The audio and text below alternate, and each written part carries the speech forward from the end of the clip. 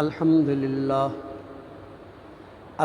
لله نحمده ونستعينه ونستغفره ونؤمن به ونتوكل عليه ونعوذ بالله من شرور أنفسنا ومن سيئات أعمالنا من يهده الله فلا مضل له ومن يضلله فلا هادي له ونشهد أن لا إله إلا الله وحده لا شريك له ونشهد أن سيدنا ومولانا محمدا عبده ورسوله بالهدى ودين الحق أرسله صلى الله تعالى عليه وعلى آله وصحبه وبارك وسلم أما بعد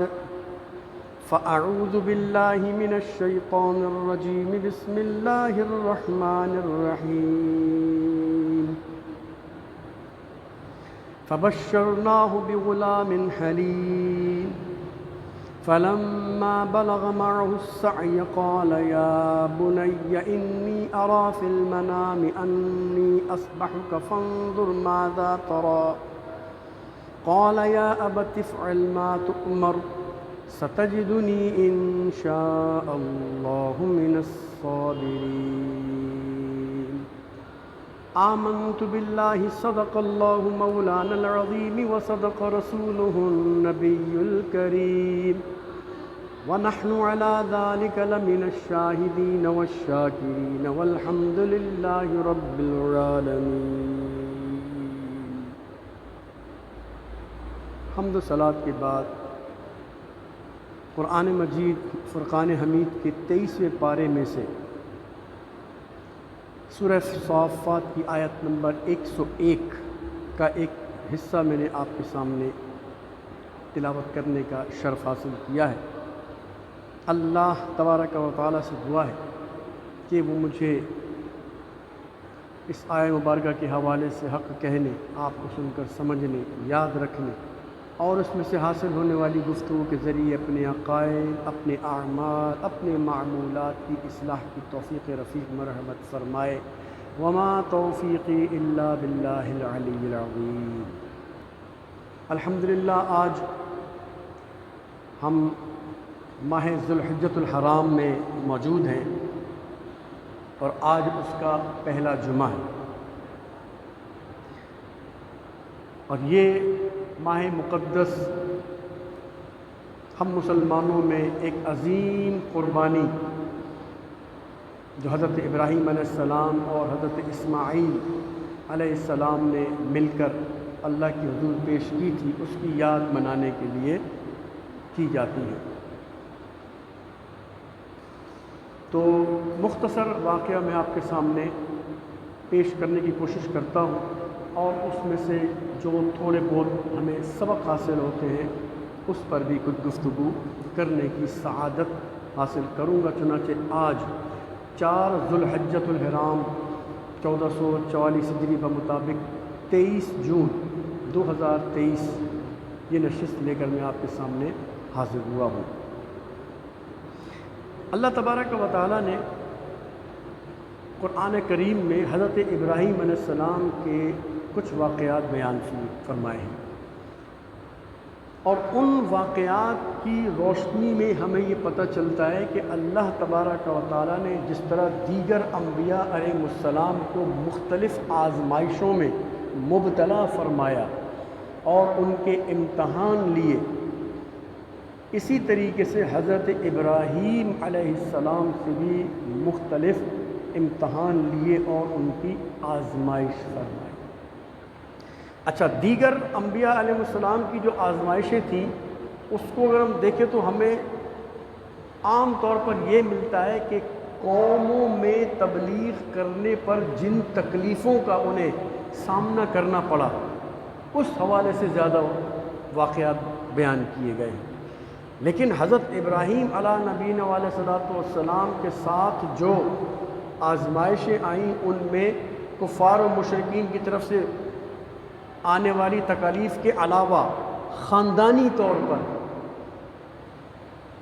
گھریلو طور پر بھی آپ کے اوپر کچھ آزمائشیں آئیں، جنہیں آپ نے بڑی خندہ پیشانی سے نہ صرف قبول کیا بلکہ ان قربانیوں کو پیش بھی کیا، اور اللہ تعالیٰ کی بارگاہ میں خلیل اللہ یعنی اللہ کا قریبی دوست کا لقب پایا۔ انہی میں ایک آزمائش یہ تھی جو کہ میں نے پچھلے جمعے بیان کی تھی کہ حضرت اسماعیل علیہ نبینا علیہ الصلوۃ والسلام کے پیروں سے چشمہ زمزم کا برآمد ہونا، اور بی بی ہاجرہ رضی اللہ تعالی عنہ کا صفا و مروہ کی پہاڑیوں پہ چکر لگانا، یہ بھی اللہ تعالیٰ کی طرف سے ایک آزمائش تھی کہ حضرت ابراہیم علیہ السلام کو کہا گیا کہ آپ کی آزمائش کے طور پر آپ اپنی بیوی بچوں کو ایک بیابان، ایک سنسان جگہ چھوڑ کے آ جائیں۔ تو اس آزمائش پر بھی آپ پورے اترے، آپ کی زوجہ بی بی ہاجر رضی اللہ تعالی عنہا پوری اتری، اور بچہ تو ابھی نومولود ہی تھا، دودھ پیتا تھا، تو یہ تینوں گویا اس قربانی پر پورے اترے۔ چونکہ اللہ تبارک و تعالی نے یہ آزمائش لینی تھی تو اس لیے بی بی ہاجرہ نے کوئی آگے سے چوں چرا نہیں کی کہ بھئی اللہ تعالیٰ نے حکم دے دیا بس ٹھیک ہے۔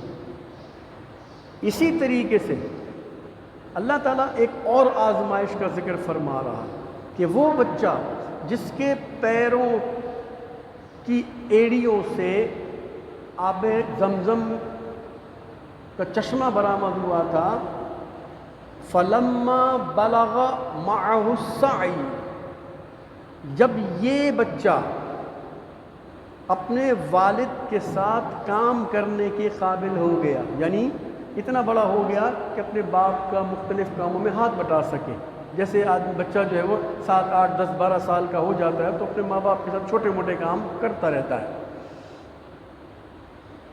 تو اللہ تبارک و تعالیٰ نے ایک اور آزمائش حضرت ابراہیم علیہ السلام پر بھیجی، اور وہ کیا تھی؟ قول، تو ابراہیم علیہ السلام نے کہا یا بنی انی ارا فی المنام انی اذبحک، کہ اے میرے بچے میں نے خواب میں یہ دیکھا ہے کہ میں تیرے گلے پر چھری پھیر رہا ہوں، یعنی تجھے ذبح کر رہا ہوں۔ فانظر ماذا تری، اب تو بتا تیری اس بارے میں کیا رائے ہے۔ تو آگے سے وہ بچہ بھی اس قربانی دینے والے خاندان کا چشم و چراغ تھا، کیا کہتا ہے؟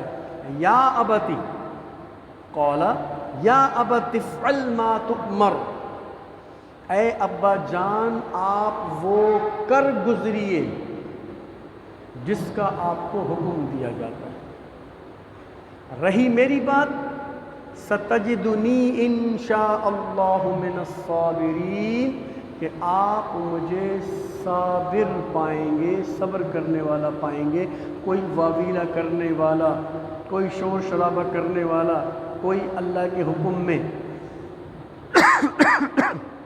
نقص نکالنے والا نہیں پائیں گے، حکم سے بھاگنے والا نہیں پائیں گے، حکم سے بچنے والا نہیں پائیں گے، مجھے اللہ کا حکم ماننے والا پائیں گے، میں صبر اور برداشت سے اللہ کا حکم مانوں۔ تو اب آگے اللہ تعالیٰ فرماتا ہے فَلَمَّا أَسْلَمَا وَتَلَّهُ لِلْجَبِينِ، چنانچہ جب دونوں نے ہمارے حکم کی تعمیل کی اور باپ نے بیٹے کو ماتھے کے بل لٹایا۔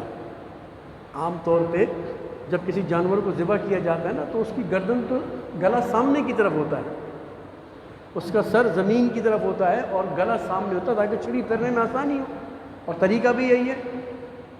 لیکن اللہ فرماتا ہے کہ اس کی وَتَلَّهُ لِلْجَبِينِ، اس کو ماتھے کے بل زمین سے لگایا، یعنی اس کا سر زمین پہ، گردن کا حصہ اوپر کی طرف تھا۔ اب یہ کیوں ہوا؟ اس کے پیچھے علماء نے فرمایا کہ جب باپ نے بیٹے سے پوچھا کہ بیٹا تیری کیا رائے ہے، تو آپ نے فرمایا تھا کہ ابا جان آپ کر لیجئے جس کا اللہ نے آپ کو حکم دیا ہے، آپ مجھے صبر کرنے والا پائیں گے۔ فلما اسلما، جب وہ دونوں تیار ہوئے تو بیٹے نے باپ سے کہا ابا جان میری چند باتیں مان لیجیے۔ جی بیٹا کیا باتیں؟ سب سے پہلے یہ کہ مجھے ہاتھ اور پیروں سے رسی کے ساتھ اچھی طرح کس کے باندھ دیجیے تاکہ میرے اندر زیادہ ہل جل نہ ہو، کیونکہ جب گلا کٹے گا تو تکلیف ہوگی، میں پھڑ پڑاؤں گا، تڑپوں گا، تو کہیں آپ کا دل پسیج نہ جائے۔ ایک بات۔ دوسری بات، اپنے کپڑے سمیٹ لیجئے کہ اس سے جو خون کا فوارہ نکلے گا، خون نکلے گا تو آپ کے کپڑے خراب نہ ہو جائیں۔ اور تیسری بات یہ کہ مجھے گدی کے بل نہیں بلکہ ماتھے کے بل زمین پہ لٹائیے گا، کہ کہیں ایسا نہ ہو کہ چھری پھیرتے وقت میرا چہرہ آپ کی آنکھوں کے سامنے ہو تو آپ کے باپ کی جو شفقت ہوتی ہے، باپ والی شفقت جو ہوتی ہے، شفقت پدری جس کو کہا جاتا ہے، پیار محبت، وہ غالب نہ آ جائے اور آپ چھری پھیرنے میں کہیں پیچھے نہ رہ جائیں، کوئی پریشانی نہ ہو آپ کو۔ تو حضرت ابراہیم علیہ السلام بڑے خوش ہوئے کہ اتنا صبر والا بچہ اور اپنے رب کے لیے اپنی جان کو دینے والا، اتنا صابر اور اتنا فرما بردار بچہ، اطاعت گزار بچہ۔ چنانچہ پھر وہی آپ نے، اللہ فرماتا ہے وَتَلَّهُ لِلْجَبِينِ، کہ اس کی جمین یعنی ماتھے کو زمین سے لگا دیا۔ اچھا، اب اس کے بعد آپ نے چھری رکھی نیچے کی طرف سے ایسے مارنے کے لیے، ایسے سر نیچے تھا اور مارنے کے لیے، تو اللہ تبارک و تعالی نے وحی فرمائی۔ کیا وحی فرمائی؟ اللہ فرماتا وَنَادَيْنَاهُ، ہم نے پکارا، اَن یا ابراہیم، اے ابراہیم، قد صدقت الرؤیا، اے ابراہیم آپ نے اپنا وعدہ سچا کر دکھایا۔ اِنَّا كَذَلِكَ نَجْزِي الْمُحْسِنِينَ، بے شک ہم نیکوں کو ایسا ہی صلہ دیتے ہیں۔ اِنَّ هَذَا لَهُوَ الْبَلَاءُ الْمُبِينُ، بے شک یہ بہت بڑی آزمائش ہے کہ اپنی اولاد کو اپنے ہاتھوں سے ذبح کیا جائے۔ وَفَدَيْنَاهُ بِذِبْحٍ عَظِيمٍ، اور بے شک ہم نے ایک فدیہ یعنی اس کا متبادل دے دیا، فدیے کے طور پر ایک جانور دے دیا اور ان کو بچا لیا۔ وَتَرَكْنَا عَلَيْهِ فِي الْآخِرِينَ، اور ہم نے انہیں بعد والوں کے لیے لازم کر دیا۔ سلام علی ابراہیم، ابراہیم پر سلام ہو۔ کذالک نجزی المحسنین، ہم نیکوں کو ایسا ہی صلہ دیا کرتے ہیں۔ اب ہوا کیا؟ جب حضرت ابراہیم علیہ السلام نے چھری چلائی تو چھری کی جو دھار ہوتی ہے وہ دھار خود بخود ختم ہو گئی۔ چھری کے دو حصے ہوتے ہیں نا، ایک اوپر کا حصہ ہوتا ہے، ایک نیچے کا حصہ ہوتا ہے۔ نیچے کے حصے سے کٹتا ہے، اوپر کے حصے سے نہیں کٹتا، کیونکہ اوپر کے حصے میں دھار نہیں ہوتی۔ تو اب جب وہ چھری چلانے لگے تو وہ جو دھار والا حصہ تھا وہ بھی اوپر والے حصے جیسا سیدھا ہو گیا بالکل، اور وہ چھری چل رہی ہے لیکن گوشت نہیں کٹ رہا، رگیں نہیں کٹ رہی۔ اور اللہ تعالیٰ نے، اب احادیث مبارکہ ہمیں اس میں رہنمائی دیتی ہے کہ اللہ تبارک و تعالیٰ نے جبریل علیہ السلام سے فرمایا کہ فوراً جنت پہنچو، ایک دمبا لو اور جا کے اسماعیل کو محبت سے نرمی سے نکالو اور دمبے کو نیچے رکھو، کیونکہ ابراہیم جو ہے وہ اپنا وعدہ پورا کرنے کے لیے لگا ہوا ہے، وہ چھری چلا رہا ہے۔ تو حضرت جبرائیل نے جنت سے ایک دمبا یا ایک بھیڑ جس کو آپ سمجھ لیا اور لا کے حضرت اسماعیل کی جگہ پہ لٹا دیا۔ اور پھر حضرت ابراہیم علیہ السلام نے جب 2-3 مرتبہ کوشش کرنے کے بعد جب چھری چلائی اور ایک دم خون، گرم گرم خون آپ کے ہاتھوں پہ لگا تو آپ نے آنکھیں بند کی ہوئی تھی، تو آپ سمجھیں کہ میری قربانی پوری ہو گئی۔ لیکن جب آنکھیں کھول کے دیکھا تو اسماعیل علیہ السلام جو بچے تھے سائڈ پہ تھے اور ان کی جگہ پہ ایک دمبا ذبح ہوا پڑا۔ تو یہ اللہ تبارک و تعالیٰ نے ایک بڑی قربانی حضرت ابراہیم علیہ السلام سے مانگی تو آپ نے وہ بھی دے دی۔ تو اللہ تبارک و تعالیٰ نے فرمایا کہ یہ بہت بڑی آزمائش تھی جو حضرت ابراہیم علیہ السلام پورے ہوئے۔ اور پھر اللہ تعالیٰ نے اس سنت کو بعد میں، یعنی امت محمدی، چونکہ حضرت ہمارے پیارے آقا صلی اللہ علیہ وسلم حضرت اسماعیل علیہ السلام کی اولاد میں سے، تو اس امت پر اس قربانی کو باقی رکھا۔ اب یہ قیامت تک یہ قربانی کا سلسلہ چلتا رہے گا۔ اچھا، اب اس میں چند باتیں ہیں جو کرنے کی ہیں، وہ میں آپ کے سامنے عرض کرتا ہوں کہ آپ دیکھیے کہ حضرت ابراہیم علیہ نبینا علیہ الصلوۃ والسلام اللہ تعالیٰ کے احکامات کو ماننے کے لیے ہر وقت تیار ہے، ہر وقت تیار ہے۔ اللہ کے لیے تبلیغ کرتے ہوئے جب نمرود بادشاہ نے آپ کو آگ میں پھینکنے کا حکم جاری کیا تو آپ پیچھے نہیں ہٹے، آگ میں جانا قبول کر لیا۔ بیوی بچوں کو ایک تنہا سنسان مقام پہ چھوڑنے کا حکم دیا، اللہ تبارک و تعالیٰ نے حضرت ابراہیم علیہ السلام نے وہ بھی کر دیا۔ اور پھر وہ بچہ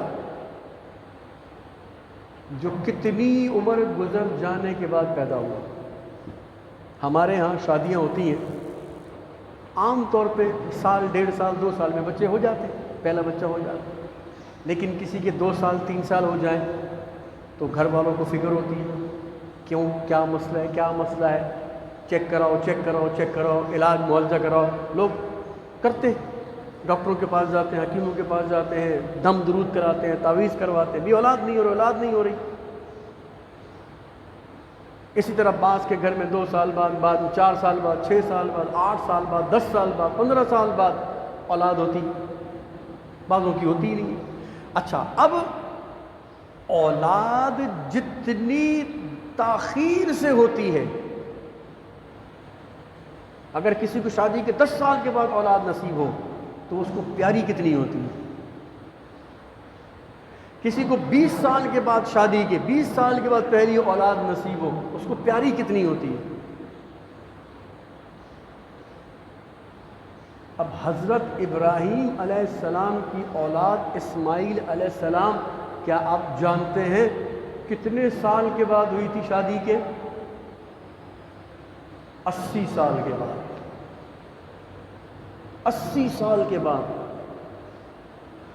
یعنی پوری زندگی ایک طرح سے دیکھا جائے انسان کی جب جوانی ایک پیک ٹائم ہوتا ہے وہ نکل گیا تھا۔ اسی لیے جب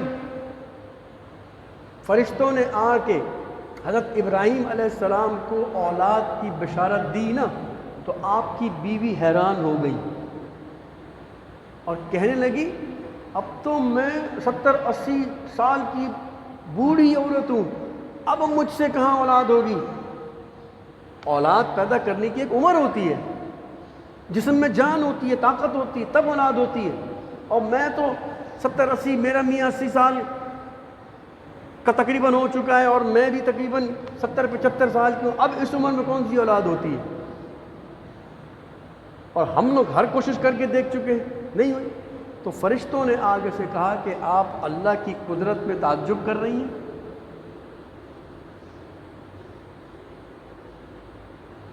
اللہ سب کر سکتا ہے، اللہ کے لیے کوئی مشکل نہیں ہے۔ اور وہی ہوا، آپ اس بڑھاپے میں حاملہ ہوئی اور حضرت اسماعیل علیہ السلام پیدا ہوئے۔ تو اب بتائیے، اب یہ بچہ کتنا پیارا ہوگا اپنے باپ کو۔ لیکن جب وہ بچہ 8، 9، 10، 12 سال کا ہوتا ہے تو پھر حکم آتا ہے کہ آپ اس کو ذبح کرو ہمارے بارگاہ میں۔ ابراہیم علیہ السلام اللہ کی محبت میں اس اولاد کی محبت کو ترجیح نہیں دیتے، اللہ تعالیٰ کا حکم مانتے، اس کو بھی قربانی کے لیے پیش کرتے۔ کیا سکھاتا ہے حضرت ابراہیم علیہ السلام کا طریقہ، اسوہ؟ ان کی سنت کیا سکھاتی ہے؟ اللہ کے لیے جب کچھ دینا ہو تو ساری محبتیں سائڈ پہ رکھ دینی چاہیے۔ اللہ کے لیے وقت دینا ہو، ساری محبتیں، ساری آسائشیں سائڈ پہ رکھ دینی چاہیے۔ اللہ کے لیے مال دینا ہو، ساری محبت، ساری مشقت، ساری چیزیں سائڈ پہ رکھ دینی چاہیے، اللہ کو دے دینا چاہیے۔ سمجھ رہے ہیں؟ اور اگر اللہ کے لیے جان دینی ہو تو ساری محبتیں، ساری جائیدادوں کی محبتیں، اولاد کی محبتیں، ماں باپ کی محبتیں، جناب کاروبار کی محبتیں، ہر چیز سائڈ پہ رکھ دینی چاہیے، اللہ کے لیے دے دینی چاہیے۔ یہ ابراہیم علیہ السلام کا طریقہ اور اسوہ ہے۔ اسی لیے تمہارے پیارے نبی صلی اللہ علیہ وسلم نے اسی سنت پر عمل کرتے ہوئے ارشاد فرمایا، اللہ نے فرمایا کہ آپ بتا دیجئے، آپ فرما دیجئے، قل ان صلاتی و نسکی و محیای و مماتی للہ رب العالمین، اے محبوب آپ ان سے فرما دیجئے میری نماز، میری قربانیاں، میرا زندہ رہنا، میرا فوت ہو جانا، سب اللہ کے لیے، سب کچھ اللہ کے لیے، سب کچھ اللہ کے لیے۔ یہ ابراہیم علیہ السلام کی قربانی ہمیں سکھاتی ہے کہ جب اللہ کو دینے کی باری آئے تو کسی سوچ کو اپنے اوپر حاوی نہیں ہونے دینا چاہیے۔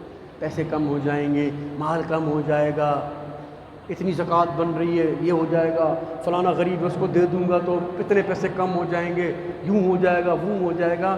کیوں؟ اللہ کے خزانوں میں کوئی کمی نہیں۔ کوئی بندہ اللہ کو دے کر اللہ پر احسان تھوڑی کرتا ہے، اللہ ہی کا تو دیا ہوا ہے سارا۔ تو اللہ کو دے کر اللہ پہ کوئی احسان نہیں کر رہا، بلکہ اپنا بھلا چاہتا ہے کہ اللہ تبارک و تعالیٰ کسی کا دیا زیادہ دیر رکھتا نہیں ہے، اس کو ڈبل ٹبل کر کے واپس دیتا ہے، 10 گنا بڑھا کر واپس دیتا ہے، 70 گنا بڑھا کر واپس دیتا ہے۔ وہ صرف یہ دیکھتا ہے کہ میں نے جو اس کو دیا ہے یہ مجھے دینے میں کیسا ہے، مجھے دینے میں کیسا ہے، میرا احسان مانتا ہے کہ نہیں، میں نے جو دیا اس کا شکر مناتے ہوئے میری راہ میں دیتا ہے کہ نہیں۔ جب وہ بندہ دینے کے لیے تیار ہو جاتا ہے، وہ تو پہلے ہی دے رہا ہے، جب وہ دیکھتا ہے کہ یہ بندہ ہو کر مجھے دے رہا ہے تو میں رب ہو کر کیوں نہ دوں، وہ اس کو اسی کو بڑھا کر چڑھا کے واپس کر دیتا ہے، رکھتا نہیں ہے۔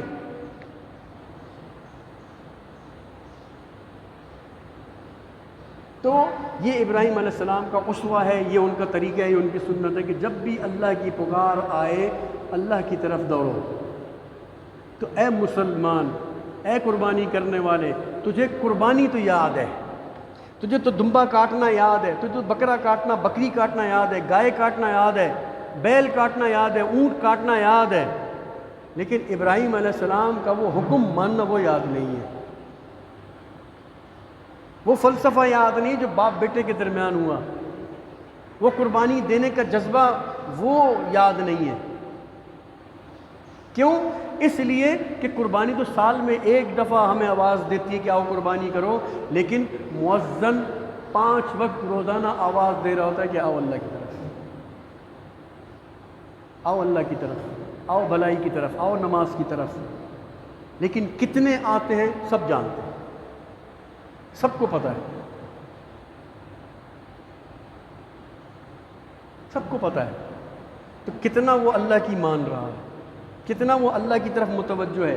اللہ کو صرف مال تھوڑی چاہیے، اللہ کو عبادت بھی چاہیے سے مراد یہ کہ وہ پسند کرتا ہے کہ بندے میری عبادت کریں، محتاج نہیں ہے وہ، اس کو پسند ہے کہ میرے بندے میری عبادت کریں، کیونکہ وہ معبود ہے، وہ ہر معبود کا حق ہے کہ اس کی عبادت کی جائے۔ جس طرح آپ کسی کے یہاں نوکری کرنے جاتے ہیں، سیٹ ہوتا ہے، تو ہر سیٹ کا یہ حق ہے نا کہ جو ذمہ داریاں اس نے آپ کے اوپر لگائی ہیں آپ پورا کرو، جبھی تو آپ کو تنخواہ ملے گی۔ آپ وہاں کام چوری کر کے بیٹھے رہو گے تو آپ کا مالک خوش ہوگا آپ سے، آپ کا باس، آپ کا سیٹ آپ سے خوش ہوگا نہیں؟ تو اسی طرح تمہارا رب تمہارا معبود ہے، وہ چاہتا ہے کہ اس کے بندے اس کی عبادت کریں، حق ہے اس کا کہ اس کی عبادت کی جائے، وہ مالک ہے، اس کا حق ہے کہ اس سے مانگا جائے۔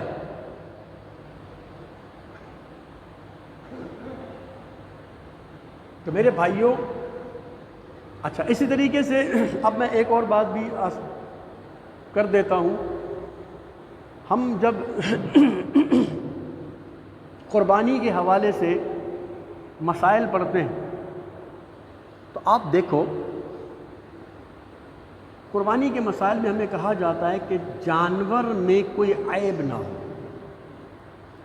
مثلا لنگڑا نہ ہو، کانا نہ ہو، یا اندھا نہ ہو، یا بغیر دانتوں کے نہ ہو، یا اس کو کوئی ایسی چوٹ نہ لگی ہو کہ جو اس کی قربانی کو خراب کر دے، سینگ نہ ٹوٹا ہوا ہو. ایسی کچھ شرائط ہیں نا قربانی کے حوالے سے. جانور میں عیب نہیں ہونا چاہیے. یہ میں کیوں کہا گیا؟ ہم نے کبھی اس پر غور کیا؟ کبھی نہیں کیا ہوگا. میں آج ایک چھوٹی سی بات کرتا ہوں، کبھی اس پر سوچئے گا، کبھی اس پر سوچئے گا کہ یہ کیوں شرائط لگائیں کہ بے عیب ہو، اس میں خرابی نہ ہو. جس جانور کو خرید کر اللہ کی راہ میں ذبح کیا جا رہا ہے اللہ کا قرب حاصل کرنے کے لیے، وہ جانور اس میں عیب نہ ہو، خرابی نہ ہو، ٹھیک ہے، تو وہ قبول ہوگا. تو جس مال سے وہ قربانی کا جانور خریدا جا رہا ہے وہ بھلے جیسا بھی ہو. غور کرو، غور کرو، وہ جیسا بھی ہو. یعنی جو جانور اللہ کی بارگاہ میں دیا جا رہا ہے وہ تو پاک صاف ہو، یعنی اس کے عیبوں سے پاک صاف ہو، لیکن جس مال سے وہ جانور خریدا جا رہا ہے وہ بھلے ناپاک ہو. تھوڑا سوچو، تھوڑا سوچو. وہ بھلے حرام کا ہو، وہ بھلے ٹھگی کا ہو، وہ بھلے دھوکے کا ہو، وہ بھلے رشوت کا ہو، وہ بھلے حرام کا ہو، بھلے چوری کا ہو. یہ میں ایک سوچ دے رہا ہوں، سوچ دے رہا ہوں صرف کہ اللہ تبارک و تعالیٰ وہ جانور جو تم پیش کر رہے ہو، آپ دیکھو نا، آپ نماز کے لیے آتے ہو، کتنا اہتمام کرتے ہو. تمہارے پیٹ میں اگر گند بھرا ہوا ہے شریعت کہتی نکالو، استنجا خانہ. تمہارے اندر یہ نظر آنے والی گندگی ہے، اس کو نکالو. اور جو نہ نظر آنے والی ناپاکی ہے جیسے بے وضو ہونا، وضو کرو، پاک صاف ہو، دانتوں کو صاف کرو، ناک کو صاف کرو، کان کا مسح کر کے کان کو صاف کرو، چہرے کو دھو، داڑھی کے اندر کچرا مچرا اس کو دھو کر صاف کرو، اپنے پیروں کو صاف کرو، اپنی انگلیوں کو صاف کرو. یہ سب کچھ اہتمام کر کے کپڑے صاف ہوں، پاک ہوں نماز پڑھنے کے لیے. یعنی اللہ تبارک و تعالیٰ اپنی عبادت کے لیے بلا رہا ہے تو پاک صاف کر کے اپنے سامنے کھڑا کرتا ہے. سمجھ رہے ہو نا میری بات؟ کوئی بغیر وضو آ کے نماز پڑھے ہوگی ہی نہیں. تو یہ بھی تو عبادت ہے قربانی. تو قربانی کا جانور تو تمام نقائص سے، ڈیفیکٹ سے پاک ہو، لیکن جس مال سے خریدا جائے وہ مال خراب ہو. اب سوچو، اب سوچے آدمی کہ یار میں کیا کر رہا ہوں، کس مال سے ایک جانور خرید کے اللہ کی بارگاہ میں پیش کر رہا ہوں. اس کو یہ سوچنا چاہیے، اس کو یہ سوچنا چاہیے. جب وہ یہ سوچے گا، جب وہ اپنے مال کو بھی اس جانور کی طرح پاک کر لے گا، رشوت خوری سے پاک کر لے گا، حرام سے پاک کر لے گا، چوری سے پاک کر لے گا، دھوکے سے پاک کر لے گا، ٹھگی سے پاک کر لے گا،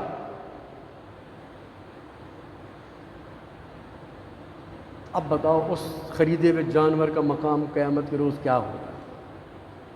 ایک چھوٹی سی سوچ تھی جو آپ کو دینی تھی. اللہ تبارک و تعالیٰ سمجھنے کی توفیق عطا فرمائے، قربانی کے اصل مفہوم کو سمجھنے کی توفیق عطا فرمائے کہ اللہ تعالیٰ ہم سے چاہتا کیا ہے.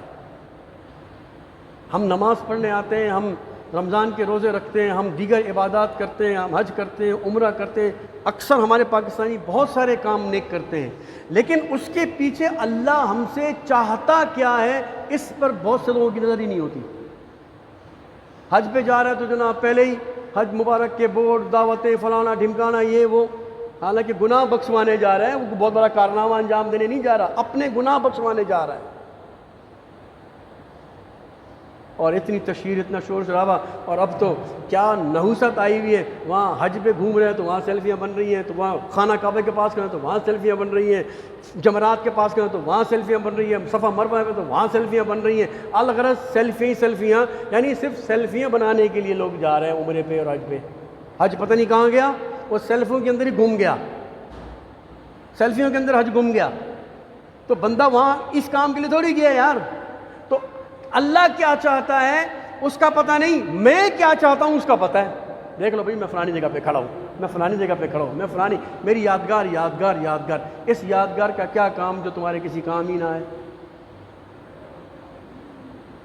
تو بہت ساری ایسی باتیں جس پہ گفتگو ہو سکتی ہے۔ اللہ تبارک و تعالیٰ سمجھنے کی توفیق عطا فرمائے۔ آمین ثم آمین بجاہ النبی الامین وما علینا الا البلاغ۔